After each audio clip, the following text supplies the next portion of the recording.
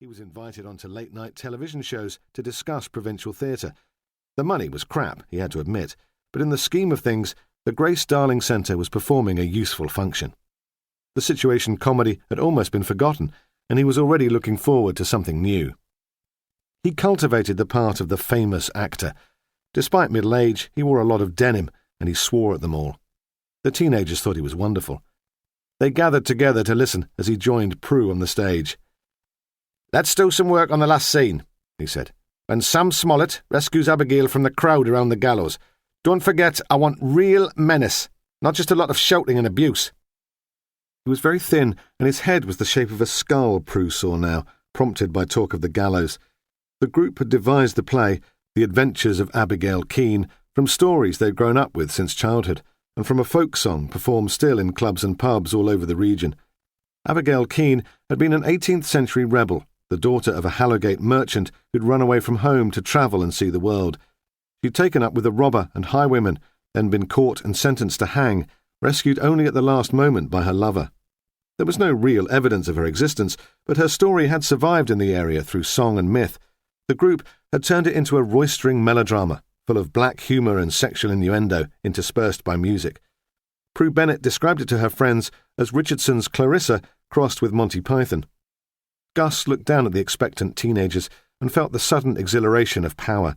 This might be a small pond, he thought, but he was a bloody big fish in it. "OK," he said. He moved restlessly over the stage. "Let's set it up. John and Gabby to their positions. The crowd over here. We'll try it without the music first. Don't forget, we've our first dress rehearsal next week." The young people were using the stage in the front of the auditorium below it. They had placed blocks to separate the space and give a variation in height. They milled around to find their starting positions. "Right," Gus said. "Now, can we have more light?" The hall was suddenly lit by a series of white spotlights. In one, on the stage, stood a dark, muscular boy in a tracksuit. He held one hand to his face to shield the glare from the light. "Gabby's not here," the boy said flatly. "I haven't seen her all evening." "Bloody hell," Gus Lynch said. "We can't do much without her. Prue, where the hell's Gabby? She lives with you, doesn't she? What have you done with her?" "I haven't done anything with her," Prue said calmly. "I'm her landlady, not a minder." "Well, we can't wait any longer for her. Anna, you can play her part for tonight. Let's get on with it." Prue Bennett watched her daughter move from the shadow, sensing her nervousness.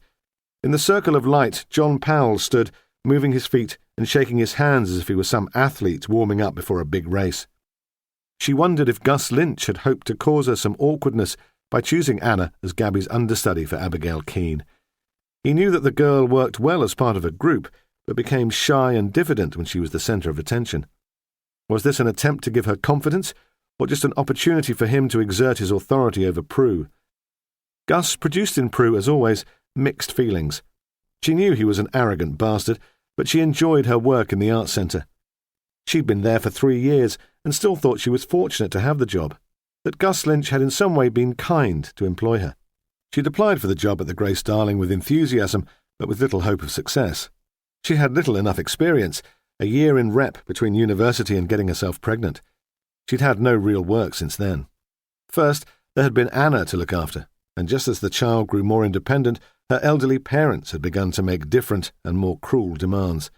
Even now, 3 years later, she felt a remnant of gratitude to Lynch for not choosing one of the eager and attractive young actresses she'd met at the interview. She was still uncertain why he'd gone for her. Prue watched John Powell put his arm round her daughter. She knew it was acting. John was Sam Smollett, the highwayman, hero of the piece. But still, she felt a twinge of possessiveness.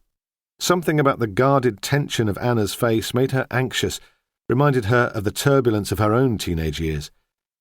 She fancies him, she thought suddenly. She's excited by the physical contact. Then, almost immediately, I hope nothing comes of it. Not with John. He's too reckless. He's more Gabby's type. Then, what has it got to do with me anyway? I always promised myself I'd never interfere. Thought of Gabby produced her to more irritation. Where was the girl? She could be unreliable at home, but usually took the youth theatre seriously. She'd never been this late before. For the first time she began to worry, influenced despite herself by the lurid news reports. Perhaps Ellen knows something, she thought without much hope. I'll speak to her after the rehearsal. Then she felt resentful.